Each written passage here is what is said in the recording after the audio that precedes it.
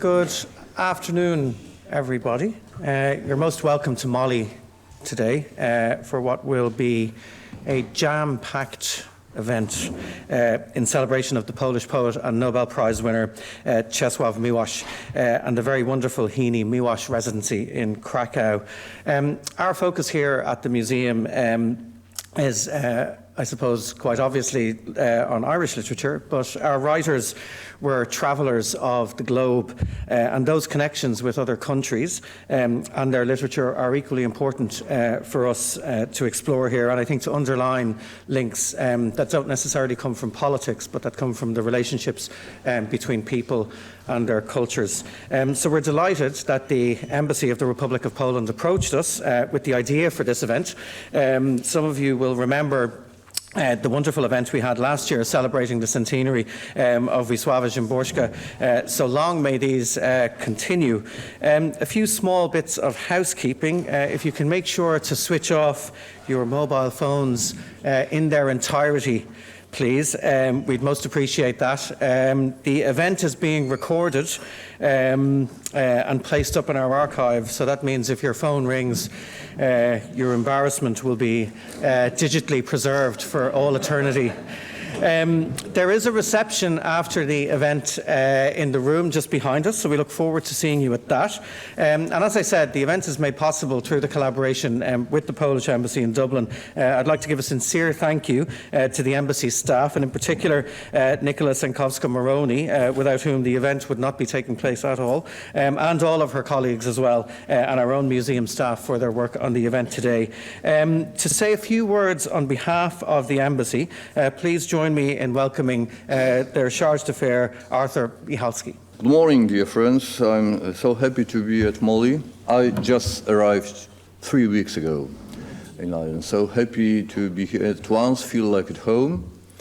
I met already many people, and I think we think in a very similar way on many dimensions. This event is exceptional for me, especially because I will have this opportunity to immerse in this beautiful culture of Ireland and Polish, and mutual links between our cultures. And this is seems to me extremely important, especially under current circumstances when we have in the world so many uncertainty, to immerse deeper in culture, to understand us better, and I have absolutely strong conviction that Poles and the Irish in a way are destined to be closer, even if we are so distant in geography, but in terms of our feelings, of our thinking, we are very, very close, I think, to each other. I was told by many predecessors that who were very privileged to know Seamus Heaney. He was fascinated with our country and met a lot of our leading poets, Adam Zagajewski, Wisława Szymborska, and above all, Czesław Miłosz. I remember those years precisely when he was awarded with this prize. I was in a line for almost whole night to get his book. You know, it was a wonderful time. It showed how big hunger was for good poetry, and first of all for freedom. Right now we live in a different time. We are very happy that we live in a different time. At times, enjoying freedom. So I'm especially honored to be able to meet today the Heaney family. Very happy to meet you for the first time, and I hope this just will be just beginning of our closer ties. Czesław Miłosz was, as I mentioned, very important to Polish people, as Seamus Heaney is to the Irish. As we celebrate the year of Czesław Miłosz on the 20th anniversary of his death, we have gathered here today to reminisce on the magnetic power of his poetry, but also to investigate the influence he holds over young generations of poets. I'm very thankful to exceptional speakers we have among us today, Alice Lyons, Jerzy Jarniewicz, and Mick Heaney, for joining us here today, and also to thank our hosts and co-organizers, of course, the Museum of Literature in Ireland and its director, Simon O'Connor. I am looking forward to the discussion and music by Irish pianist David Vesey. So, once again, dear friends, thank you so much for this invitation. Thank you to my wonderful team at the Embassy of the Polish Embassy. All of you, thank you. Museum, thanks to your efforts, this event can happen. Thank you so much. Thank you for your attention. I hope I don't look too flustered as we move through it, trying to keep all the plates spinning. But thankfully, I'm joined by really exceptional guests. So we have, just to my right here, we have Jerzy Jarniewicz, who is a Polish poet, translator, and literary critic. Jerzy has published 12 volumes of poetry, 13 critical books on contemporary Irish, British, and American literature. He's translated the work of a huge number of novelists and poets, including James Joyce, Seamus Heaney, Philip Roth, Denise Riley, Éiliane Quillinan, Ursula Le Guin, Margaret Atwood, and Edmund White. And his most recent works include 2 anthologies, one titled 6 Irish Women Poets and Women Poets from Britain, which he selected and translated. So, Jerzy, thanks for joining us today. Alice Lyons is the author, most recently, of the novel Una, which was shortlisted for the Kate O'Brien Award and hailed as an ingeniously crafted marvel by the Irish Independent. Alice is the recipient of the Patrick Kavanagh Award for Poetry and the inaugural Ireland Chair of Poetry bursary. Her poetry film, The Polish Language, co-directed with Orla McCarthy, was nominated for an IFTA Award in 2010. She was Radcliffe Fellow in Poetry and New Media at Harvard University from 2015 to 16, and especially important for us today, in 2023, Alice was the inaugural recipient of the Heaney Miłosz Residency in Krakow. She currently lectures in writing and literature at the Yates Academy of Arts, Design and Architecture in Sligo, where she is a proud resident. So, Alice, very lovely to have you here.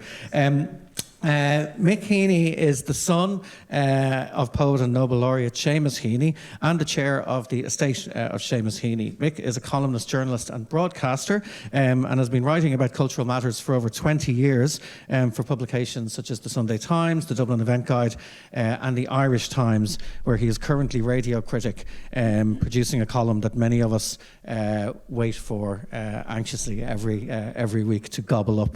So Mick, we're delighted to have you here with us today.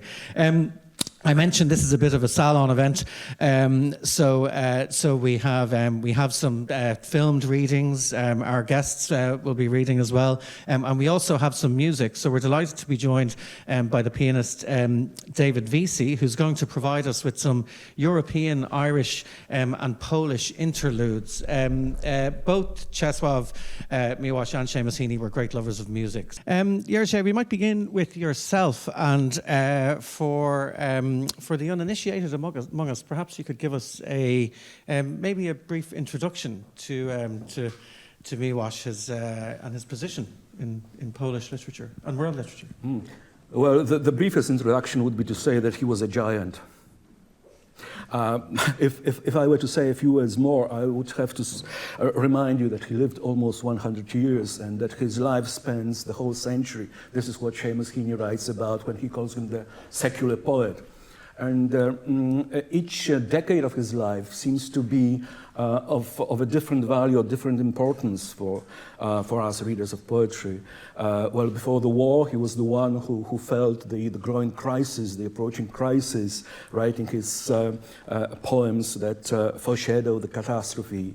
Now, during the war, he was there when the Holocaust took place, and he was one of the first, if not the first, who noticed the guilt or the responsibility of those who are bystanders, who are witness, in whose house the crime is committed, is the Jasper's idea. Now that provoked a lot of response. Some of these responses were angry responses. Some of them started a long-going debate. It went on for decades.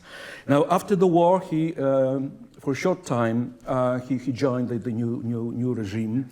But decided for exile and cunning, as Joyce said, and he emigrated to America, as you know, producing one of the most important works which tried to analyze the totalitarian mentality or communist mentality, the mentality of those writers who supported the system. Now it was called The Captive Mind. Which has been widely translated and was important also for us people who took part in all kinds of forms of opposition in the 1970s or 80s. I was also told that in the Philippines, The Captive Mind by Czesław Miłosz was read avidly because it also shed light on the political situation there. Now, he was there when Solidarity broke out. Yes, he was there in the words of the workers, Dokia, the workers in Gdańsk. They put their name, his name as well, but a fragment of his poem on a monument to workers who were killed during the riots in 1970. Now this is very rare that the workers demanded, a quote from a poet who was at that time banned. Yes, his books had been banned until he received the Nobel Prize. And after the war, after the fall of communism, he came to Poland and was there a very, very powerful voice, sometimes provoking opposition. But as I said at the beginning, this is what you would expect from such a figure as Miłosz. Yeah. And did he? How long did he remain then in the U.S.? I mean, he was writing from the U.S. for. He was writing from the U.S. and now this writing from the U.S. It's not only the Captive Mind, a select collection of essays about the totalitarian mind, but he was also primarily very important for the presence of contemporary Polish poetry in the English-speaking world. He edited this famous anthology, one of the first anthologies, not the first post-war anthology of Polish 20th century Polish poetry, which included a lot of his translations. And, which is something that we often forget, he was instrumental in making Zbigniew Herbert the major poet of the 20th century. As he translated Herbert, he invited Herbert to America for readings. He promoted him. Even before he himself, Czesław Miłosz, was known in the English-speaking world as a poet, he was known as a translator of Zbigniew Herbert in contemporary Polish poetry. Now, his first collection, this is maybe surprising, the first collection in English by Czesław Miłosz that appeared in America was in 1973. So until the time, he was not known as a poet, yes, but more so as a promoter of contemporary Polish poetry. Interesting. And you mentioned earlier when we were chatting that you had a very beautiful poem of his that you were interested in reading, which was something quite. It was. Did you mention it was a short? Yes, a short poem which I'll read for you, if I can. A poem that was written by Miłosz during the war.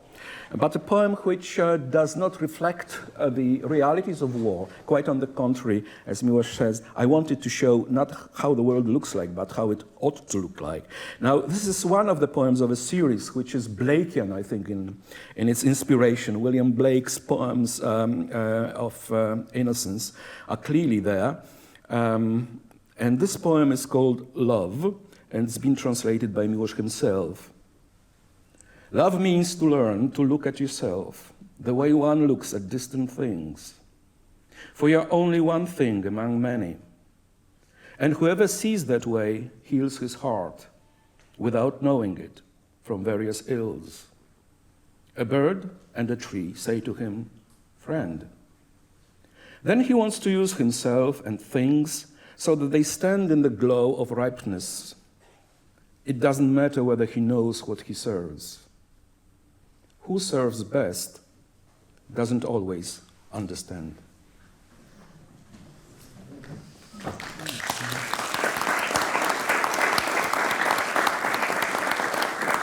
Now, this is a translation. The original rhymes very nicely, so it gives a song-like quality, or almost a childlike quality. Although, as you could judge, it is, I think, a quite interesting philosophical reflection on that human condition called love. Yeah. And at what point in his life did he write that work? During the war. During the war. During the war. Amazing.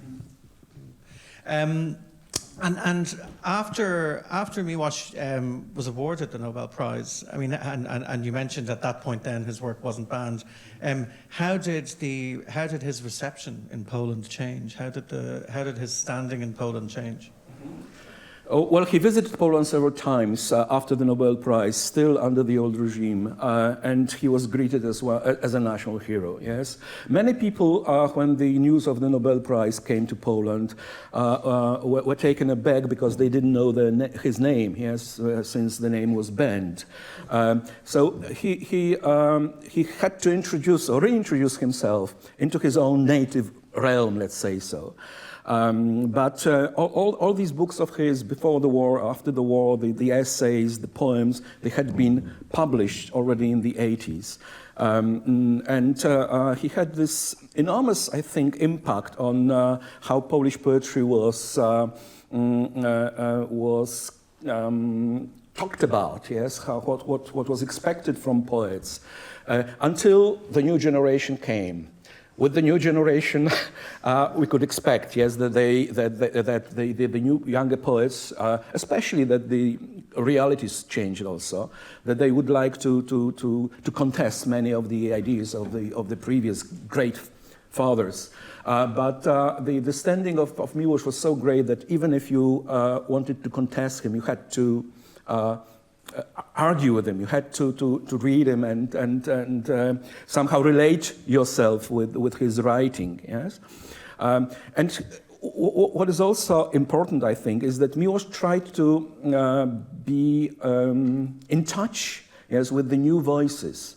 Sometimes being very critical of them. For example, he was not particularly fond of poetry which was inspired by rock music, yes, and that was the time that rock music entered poetry, yes, but on the other hand, he was surprisingly open to some experiments that today we'd call postmodernist, yes, and he would write blurbs, you know, to the two famous postmodernist Polish novels, yes. So his decisions, his changes, his choices were surprising in their all-encompassing, I would say, and critical nature. Mm-hmm. Excellent. We were very fortunate. The embassy provided us with some two pieces of footage of Miłosz reading his own poetry. So I'm going to play one, which is a poem titled "In My Country," and because of the way the editing happened, there's actually a really tiny, like half a second clip of him receiving the Nobel Prize at the very beginning. So. W mojej ojczyźnie, do której nie wrócę, jest takie leśne jezioro ogromne, chmury szerokie, rozdarte, cudowne. Pamiętam, kiedy wzrok za siebie rzucę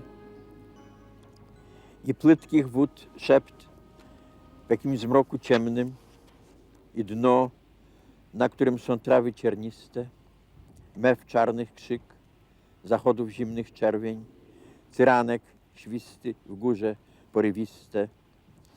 Śpi w niebie moim to jezioro cierni. Pochylam się i widzę tam na dnie blask mego życia. I to, co straszy mnie, jest tam, nim śmierć mój kształt na wieki spełni.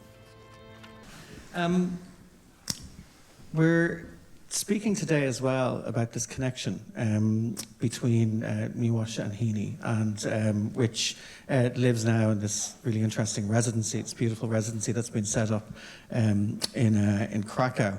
Can you tell us a little bit about that relationship, that kind of poetic relationship? Let me say, because one thing first, the ambassador said that Seamus Heaney was fascinated with Poland, truly. But let me say that Poland was also fascinated with Seamus Heaney, and there are numerous evidences of it.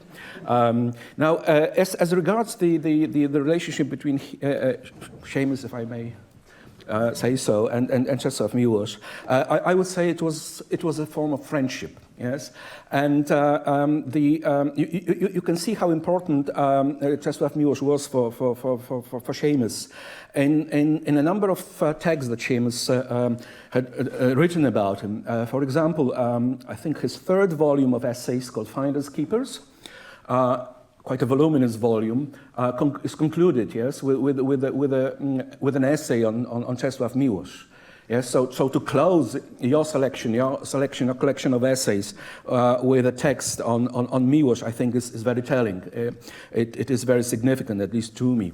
Now, this essay is called The Secular and Millennial Poet, and I think that tells you much how Seamus perceived Miłosz. Miłosz to him was a representative of the epoch, yes, of his times. A secular poet, a poet whose biography reflected the times of his life. Yes? So the First World War, the Bolshevik Revolution, the interwar period, yes, the Holocaust, as I said, the communism, etc., the coming of capitalism at the end.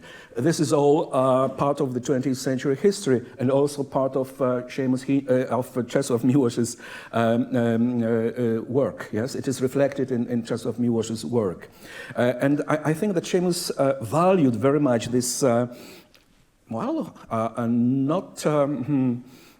affinity, but I would say even identity between the times, the history in which you live, your own biography, and your work, yes, your poetry.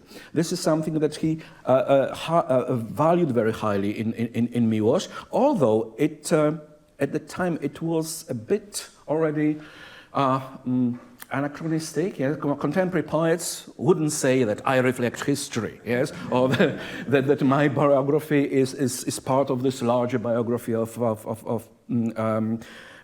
public history. Now, Seamus saw this identity in Miłosz, which to him was credible, and linked him with, surprise, surprise, with such figures as Dante. Yes, Dante was also in the works of Seamus, perceived as a poet who linked his biography, the history of his times, and his poetry in three.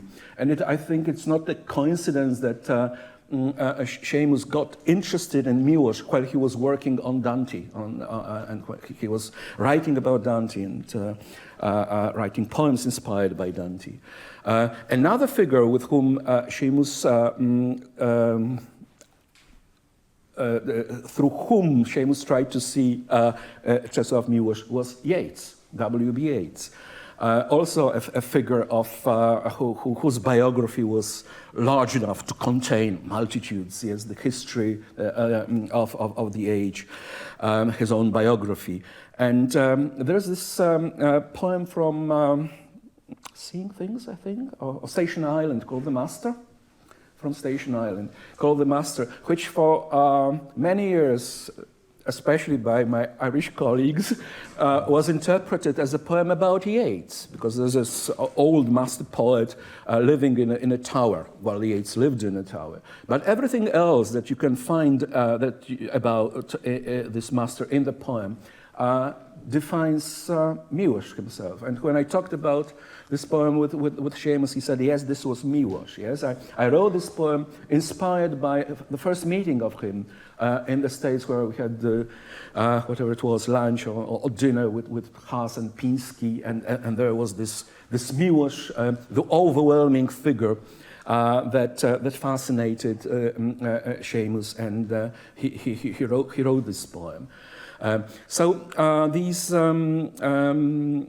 relations were, I think, important for Heaney, not as a poet, because I don't think you'll see much of the poetical, I don't know, devices, ideas transferred from Miłosz's to Seamus's poetry.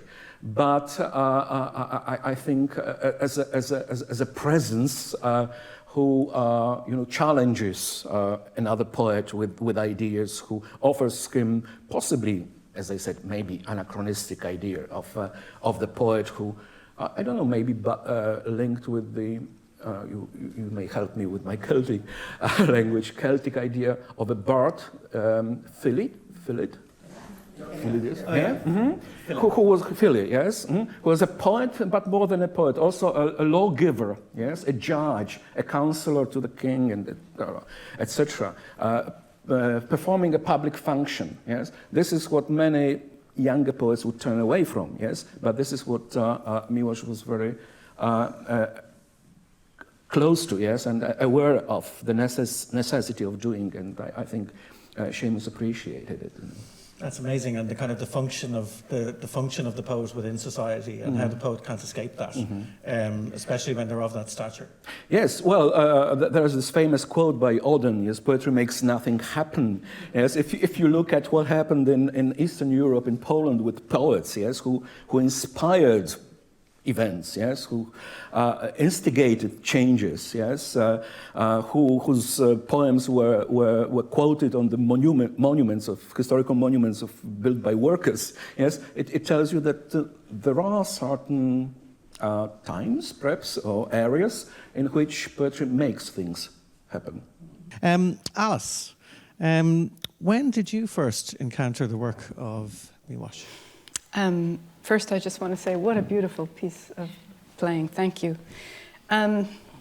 Well, it's wonderful today to hear Jerzy speak about Miłosz from really inside of Polish culture, and I suppose I can speak to it from a position very, very different to that, which is as a child of Irish immigrants who grew up in New Jersey, right outside of New York, who I'm the first in my generation to have a third-level education.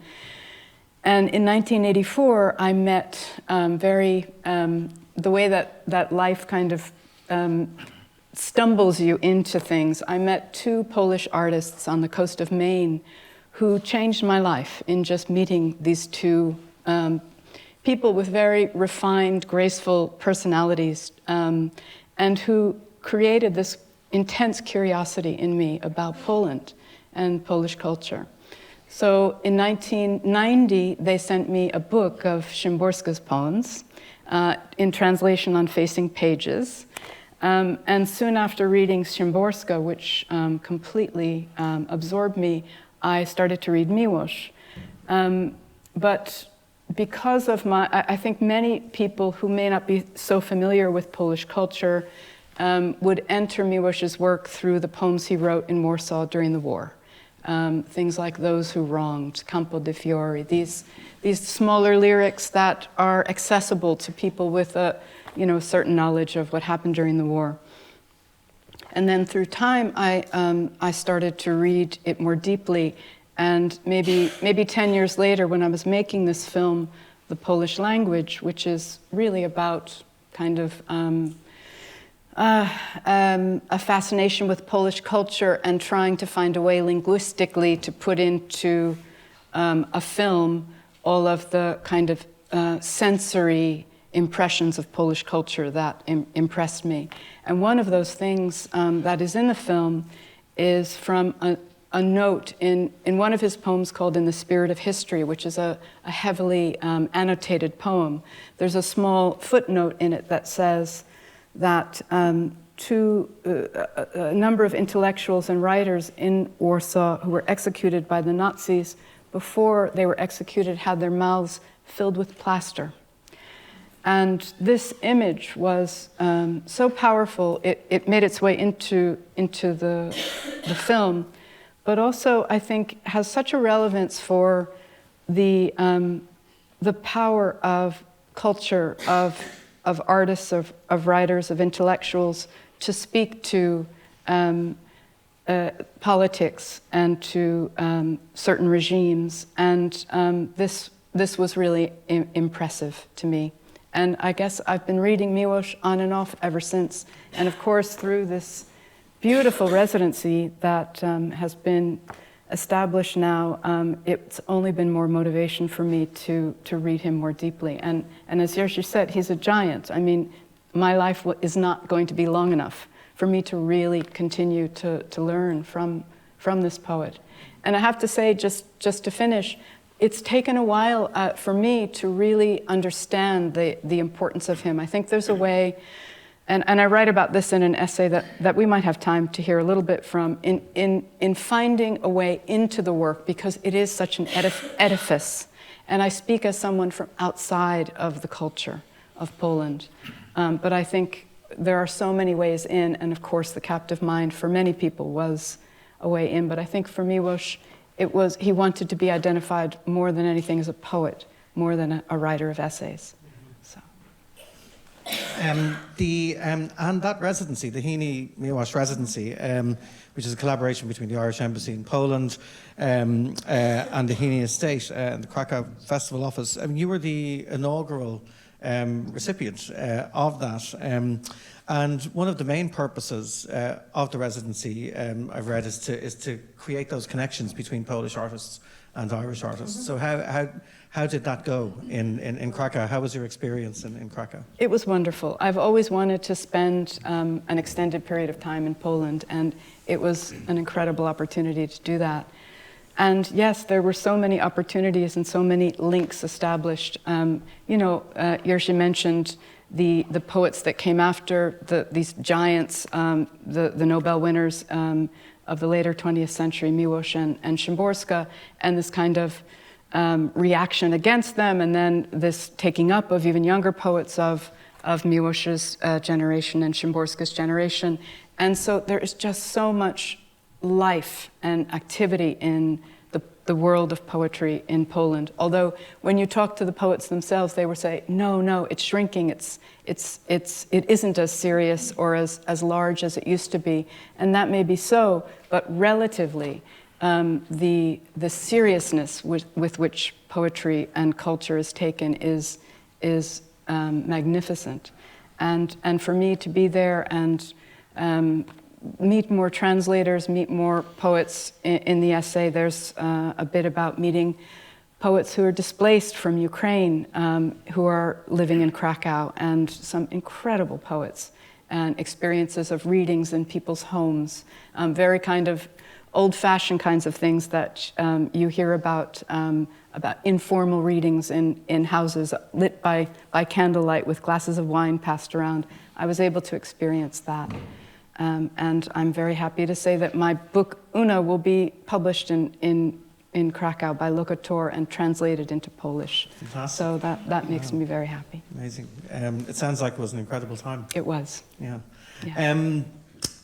For keen radio listeners amongst us, Arena this week broadcast from the Dublin Book Festival, and you were speaking about the residency as well there as part of the new edition of Winter Papers. So I believe you wanted to read.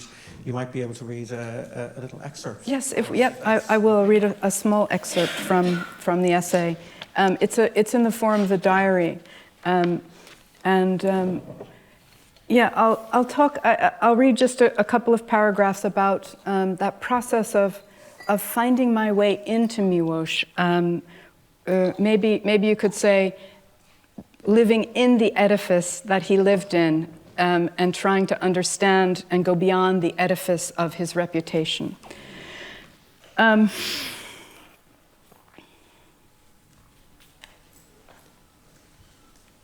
just want to find.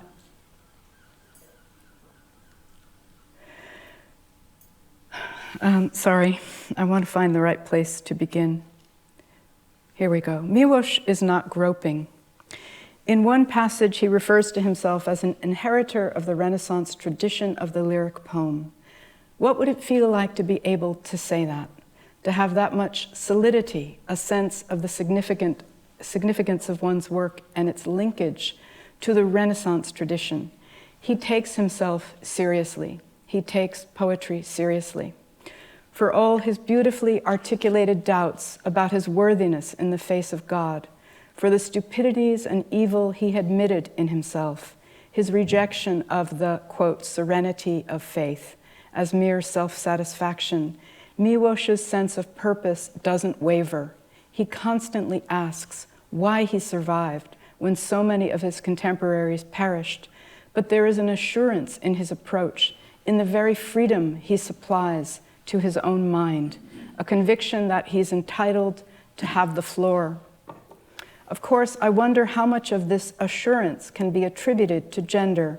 When I write, it takes effort to believe that what I put down deserves to be there, and I've heard many women voice something similar. Szymborska, for example, said that her greatest publisher was the wastepaper basket. In his essay, A Catholic Education, in a beautiful ebb and flow style, Miłosz recounts coming to terms with his religious imagination, what he came to call a second space.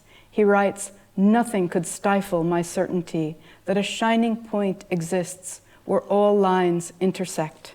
If I negated it, I would lose my ability to concentrate, and things, as well as aspirations, would turn to dust," unquote. He credits his childhood in Lithuania, his mother's pagan Slavic imagination, as a dimension of life that could not be disavowed in the light of modernity and science. I never had trouble with the mystic vision of life, the notion that we are all one. I didn't need an ayahuasca trip in Peru to break down the ego and see how we're all connected. When as a teenager I lost my mother to cancer, I pictured her fierceness as a phenomenon of basic locomotion that rose up from New Jersey and joined the larger forces that keep the earth turning. That intuitive vision shaped me. Where I live now in the foggy west of Ireland, mysticism seems a natural state.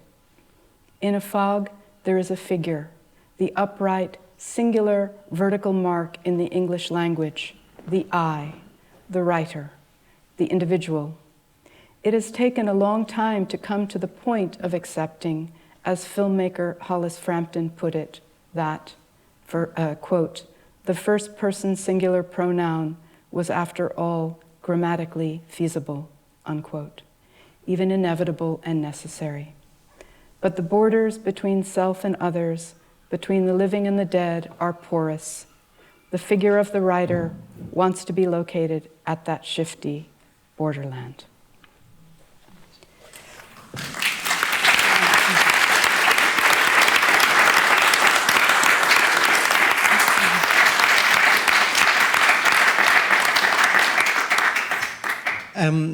That's a really beautiful piece, Alice, and it's interesting that it is kind of like what Jerzy was saying as well. There's in relation to maybe perhaps what Seamus Heaney was seeing in Miłosz, is this kind of enabling, nearly this kind of like, because of that stature and that kind of power and that edifice, this kind of enabling then of the art form, yes, in others and in yourself. Yes. Yeah. All I can say is yes. I'm not sure I have much more to add.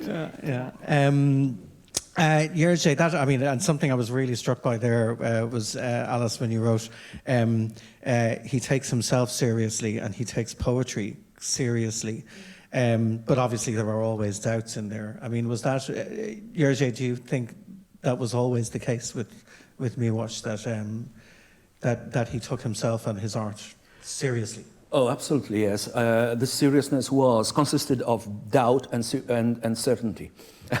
he could encompass both, yes. And you mentioned the eternal moment. Did you use the phrase eternal moment, which he tried to find in his poems, in his life? Eternal moment, a paradoxical figure or oxymoronic figure, but as opposed to those who divide our experience into the mundane, the chaotic, noisy world of history, of time, and the transcendence.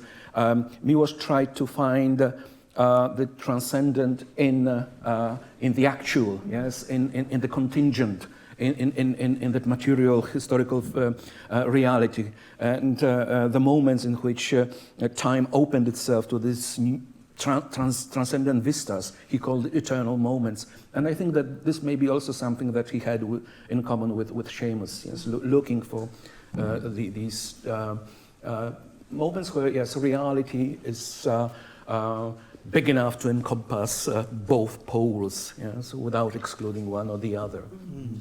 Yeah, and as he got older, I mean, did he move further in that direction as a writer? Further in the direction in both, yes, I would say in doubt, yes, until his last volumes of poetry, you can find doubt, yes, the admittance of being ignorant, of not knowing, and at the same time feeling the need for that second space, the other space, yes, that somehow kept him going, yes, he. That belief that there is the second space was, I think, mobilizing him, yes, although doubts did not disappear. He was one of these poets who would say that a poet's duty is to protest against despair.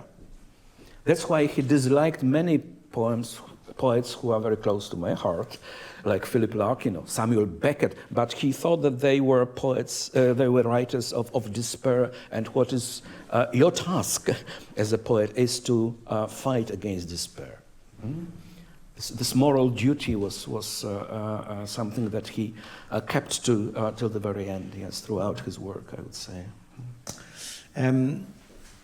Mick, an email conversation that we were having during the week kind of highlights now for me something that Jerzy was talking about when you said that your father was in awe of the master. Yeah, and it's funny, just even reading, he used the phrase, which has been used by everyone, he used the phrase, the giant at my shoulder, about Miłosz. I think what's particularly, and just when I'm hearing everyone talking about that, is that my father's kind of awe of him he came to know him quite late because, again, as Jerzy was saying, 1973 was the first poetry collection in English. He knew him from editing the collections, but he was in his 40s when he really started to appreciate it, at which stage he was, a mature poet with a pretty solid reputation. It wasn't like, some ingenue being drawn to the figure. At this stage, he had his own poetic vision quite well solidified, and it's sort of telling that, in a way, I can't think of any other poet who my father was really in awe of in the same way. I only met Miłosz once, just fleetingly. He was in our house, and it was amazing to meet him. And you don't always get a presence from writers when they come in. They can, occasionally can be underwhelming. But he really did have this aura. But more to the point, my father, who was pretty unfazed by people, he sat beside Hollywood stars, and people even go, "Who's that?" So, but this was the one time when Miłosz, it wasn't quite a teenage fan meeting Taylor Swift, but he was very kind of, this is Miłosz. In a way that I just wasn't used to seeing, He was clearly in awe, and a deep friendship and connection, but definitely, and again, mentor is the wrong word, because at this stage he was definitely set in his way, but a kind of lodestar or something like that is perhaps the best way of putting it. Because he even said, I think in Stepping Stones, that he didn't consciously affect how my father wrote about, say, the Troubles. But I think there was the recognition and how you do it, you know, how you manage it. And again, what Jerzy was saying, I think about the poems that he often focused on were the ones where those moments, the eternal moment, just the smallest thing, and yet even from, what was it, Encounter, even from that early one, just that one thing, and it sort of encapsulates so much in just that fleeting moment. So, and you can definitely see that in my father's poetry. So it was perhaps a recognition as opposed to an influence. But the relationship, he was friendly with, he was friendship with him, but he was definitely, he would possibly defer to him, and he rarely did that. Can I add just one thing to this? They were both serious poets and jovial poets. Just look at this photograph. I don't know whether you are aware of what book they are consulting and talking about. The Holy Bible.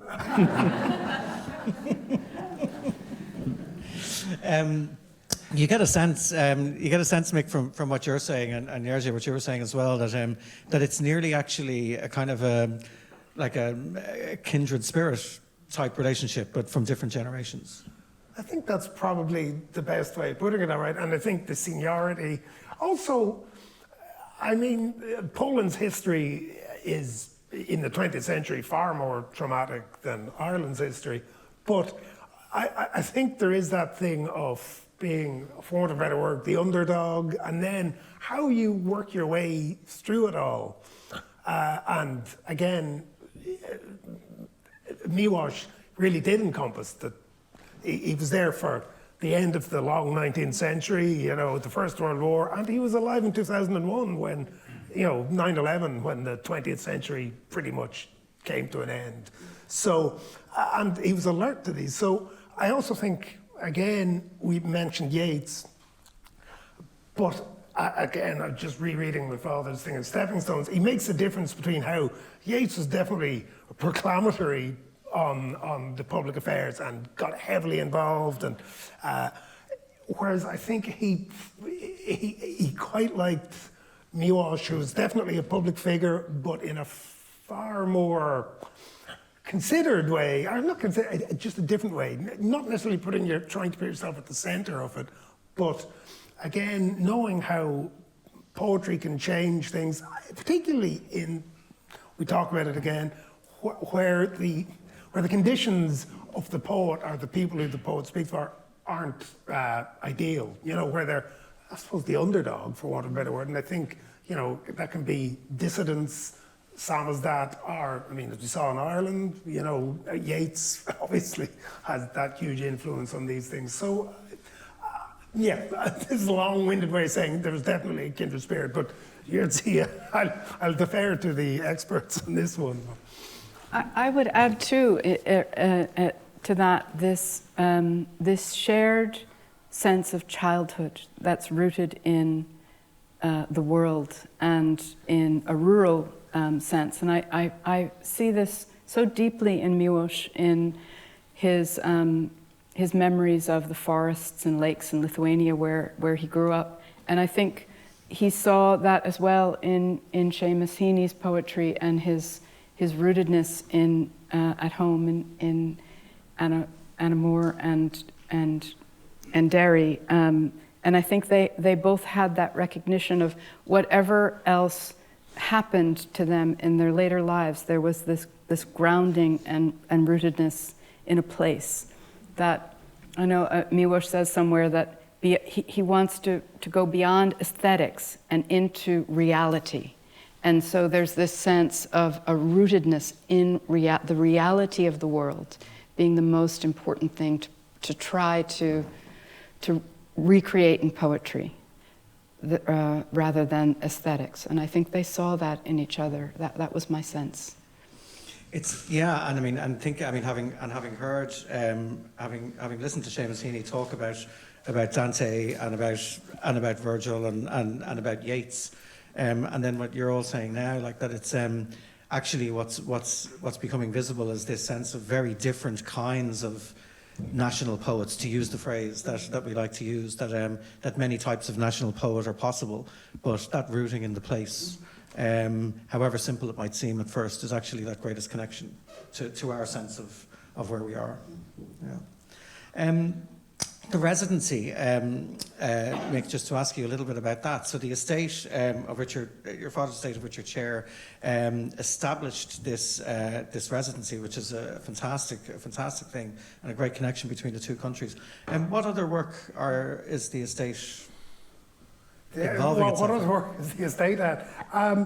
Well, there's actually this is like a quick plug. There is a poetry prize at the inaugural Penn Heaney Poetry Prize, and again, it goes back to, I mean, Penn being basically looking after the rights of writers in a political sphere and fighting injustice. It seems to chime again largely with this. So that's going on, and this residency, there's I didn't actually. It's the classic thing. I'm the chair, whereas my brother and sister actually run the place. But they helped set it up with, as I said, the Irish Embassy in Poland and the Krakow Festival Office.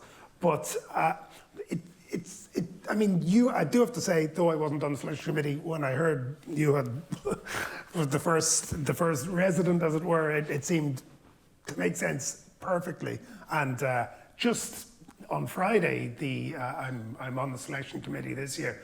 The applications arrived in for the residency next year. So it's incredibly exciting, and it is in the apartment where he spent his last years, because he moved back from Berkeley to Krakow. So I mean, it must be sort of incredible, sorry to take up, just to be in the place where he was, you know? It is. Yeah, I mean, I'd be sitting on the balcony looking out at the beautiful linden trees on that little street and just thinking Miłosz was here, and trying to imagine the incredulous sense he must have had that he would end up in this apartment in Krakow after all that had happened. And those 30 years in Berkeley, in exile, in obscurity, and this sense, I think, that he had, you know, as you said, Jerzy, of this contradictory sense you get from Miłosz of, in a way, this understanding and sense I think he had of his greatness, or the destiny, really, that he was born to, in a certain sense, as a poet, but also those years of nobody knowing who he was. He was this professor of Slavic literature in Berkeley, known first as the translator of Herbert, a wonderful poet, but writing only in Polish. Only in Polish. As a poet. Mm-hmm. Yeah. And then to come back and to have this recognition, you know, that surely he deserved. And love too. It must be said that he returned with his wife, Carol Thigpen, with whom he was very happy. And unfortunately, she died very young.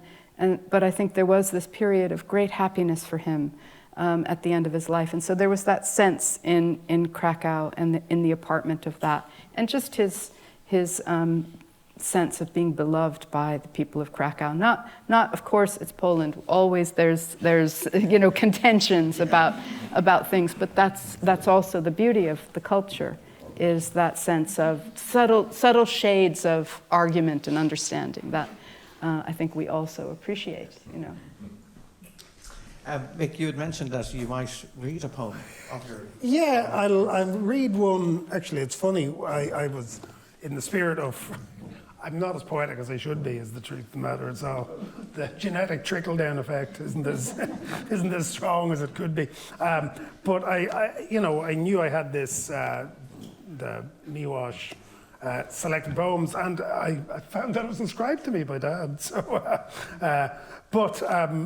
from the poem 1945, the Miłosz poem. But what I will read is, because again with Miłosz, we talk about the captive mind.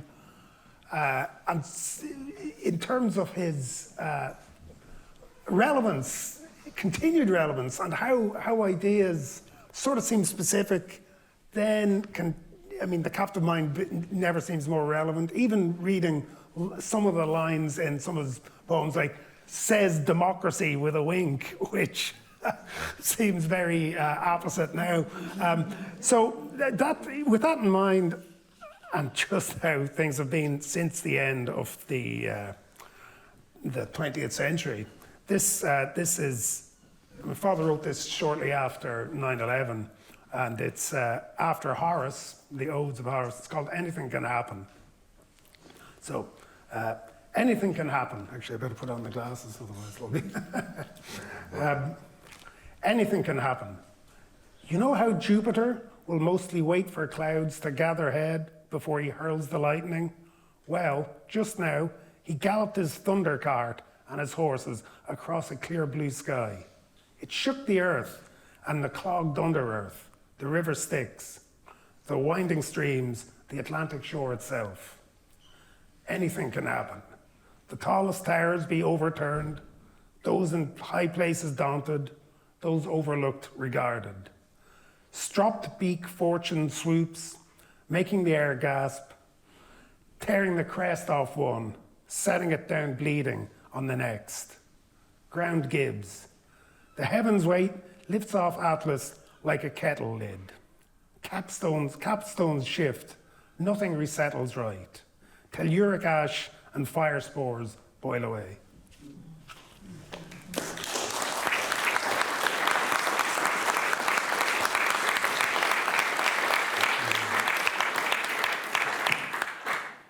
Thank you for that, Mick. Beautiful. I think we may have time before we have a few little things we're going to wrap up with, but we may have time for some questions. If anybody has any questions they'd like to ask any of our... I'm Mary Heaney, and I want to say the last time I met Czesław Miłosz was in the residence, and he brought us in, and on what was the stove was a portrait, a bronze statue of Carol, and his first words were, "Here is Carol." He loved her, and she loved him, and we met them in California as well. It was a very happy relationship, and those were his first words, and he brought us in really to see Carol. Beautiful. Just wanted to say. And in that office also is a poem from Seamus Heaney on the wall, framed, inscribed to Czesław and Carol from Miłosz, a poem. Yes, it's inscribed from Miłosz. Yeah, it's beautiful. She was a wonderful woman. Thank you, Murray. Thank you for that. Any questions? Anybody would like to ask our panelists? Sorry, you spoke or mentioned earlier the poet is Philip, but he just a poet is a public figure, and I'm just wondering whether we could just give us some insight as to how Seamus saw his role as a public figure. Well, in as much as, again, as a bystander to it all, I don't think he was, believe it or not, I don't think he was entirely comfortable in the role. But he so often was the way he gave quite a good impression of being comfortable in the public thing. I think he was wary about giving pronouncements, and again, this is what I go back to, how he was not Yeatsian in that way. He was much more Miłoshian, you know.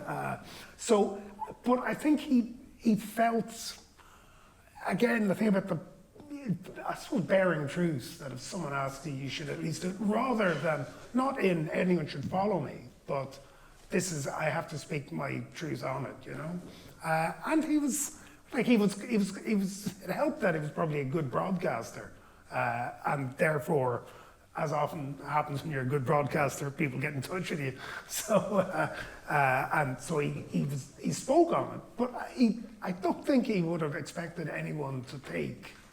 He genuinely wouldn't have expected anyone to take their cue from what he said, but I think he felt he had to sort of say, so I suppose it's starting to speak his truth. I'm trying to work it out, because again, I think someone said he knew that he had a poetic gift. He didn't take it for granted. He tried to work it. But everything else was, again, that certainty and doubt. There was a lot of doubt. And So whenever he said something, it was as much him, the dialectic between those two, figuring out where he stood. I mean, again, I say this as someone who was probably looking up from a book or a record or something. So my mother's probably the better one to talk about that, but we'll leave that till later. Thanks, Mick. Question, Margaret. Thank you all for such rich contributions. It's such an enriching time. My question, I suppose, is about the future, particularly maybe to Jerzy, about future students of poetry and the teaching, for example, of Miłosz in Polish schools now. Because again, that's such an important part of. I'm thinking indeed of Seamus and Mari's work as teachers. I'm thinking of Miłosz's own work as a university teacher. Are his poems being taught in Polish schools? Oh, very much so, yes. There is also, since we talk about Kraków or Krakow, there's also been a festival, Czesław Miłosz Festival, International Poetry Festival, Czesław Miłosz Festival, which is going on for over 10 years, I think now, inviting poets from various regions. At the beginning, we were looking for the poets inspired by Czesław Miłosz, but now I think it's open to any interesting voice. That keeps the discussion about Miłosz's role in what we think about poetry, how we think about poetry, how we relate the function of a poet with the public duties, yes, alleged duties, yes. What to do with Miłosz's concept of the enlarged form. This is also what Seamus was very interested in when he wrote about Miłosz, yes, that Miłosz thought that poetry should open itself also to all kinds of discourses, yes, not just the poetic aesthetic discourse, but also areas of the usages of language which were commonly regarded unpoetic, yes. These debates are continuous. We have a new edition of a voluminous biography of Czesław Miłosz, which had been translated into English, I think abridged edition, but still it's available. The second edition has just been out. His books are being republished, yes, with new editions, footnoted and with commentaries. So after a reaction, which you also mentioned, against Miłosz in mid-90s, I would say, there is a return to him without that feeling that his presence is a burden. Yes, he's a person to argue with, perhaps, yes, but not someone from whom you can turn away. Thank you, Jerzy.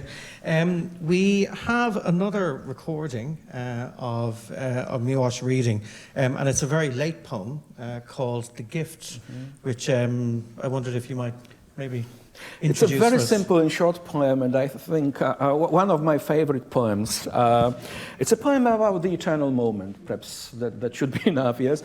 Possibly also with echoes of Buddhism, because Miłosz was very much interested in Buddhism. That eternal moment which you can grasp not by leaving this physical reality, but paying attention to it, it opens itself to these transcendent vistas, the gift. Dar. Dzień taki szczęśliwy. Mgła opadła wcześnie, pracowałem w ogrodzie. Kolibry przystawały nad kwiatem kapryfolium. Nie było na ziemi rzeczy, którą chciałbym mieć. Nie znałem nikogo, komu warto byłoby zazdrościć. Co przydarzyło się złego, zapomniałem. Nie wstydziłem się myśleć, że byłem, kim jestem. Nie czułem w ciele żadnego bólu. Prostując się, widziałem niebieskie morze i żagle.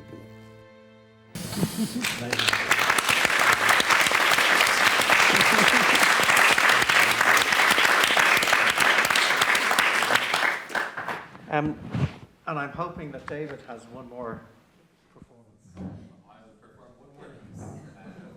The last piece that I'll play for you is a piece by the Polish composer Frédéric Chopin, and I chose one of his nocturnes to perform for you. Again, as I said, Chopin was heavily inspired by John Field and his nocturnes, so his pieces could be conceived, I suppose, as a symbol of the Polish-Irish connection in some way, and of course Field's legacy sort of lives through Chopin. So this is Chopin's Nocturne in E flat major.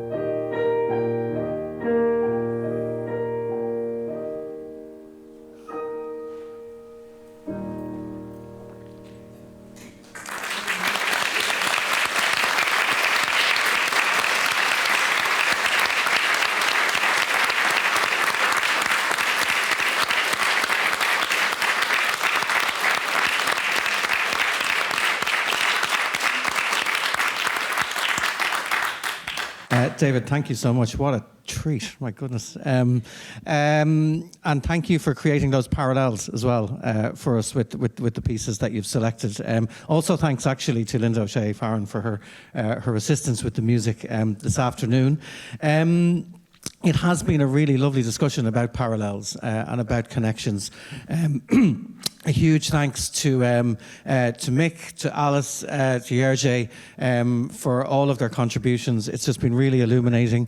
I hope everybody leaves to read and reread the works in light of the conversation.